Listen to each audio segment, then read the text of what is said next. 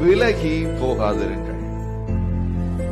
நீ தவறு செஞ்சிருக்கலாம், குற்றங்கள் குறைவுகள் உன்னிடத்துல இருக்கலாம், பாவங்கள் இருக்கலாம், பின்வாங்கி போயிருக்கலாம்.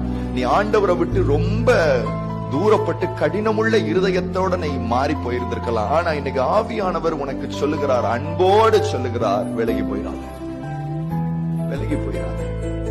நீங்க தெரிந்து கொண்ட காரியங்களை அவர் பார்க்கும் போது சந்தோஷமா இல்ல. நீ சூஸ் பண்ண காரியங்கள் அவருக்கு பிடிக்கல. நீ எடுத்துக்கொண்ட விஷயங்கள் அவருக்கு பிடிக்கல. நீ எடுத்துக்கொண்ட பாதையும் வழியும் அவருக்கு பிடிக்கல.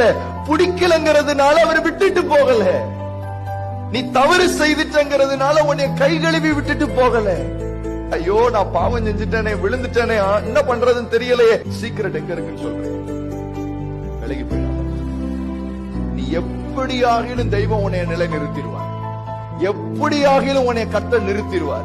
எப்படியாகிலும் தம்முடைய ரத்தத்தை சிந்தி இருக்கிறதுனால எப்படியாகிலும் உன்னை தூக்கிடுவார். ஆனா நீ விலகி போயிடாத. யார நிறுத்த முடியும்? யார அவரால மறுபடியும் தூக்க முடியும்?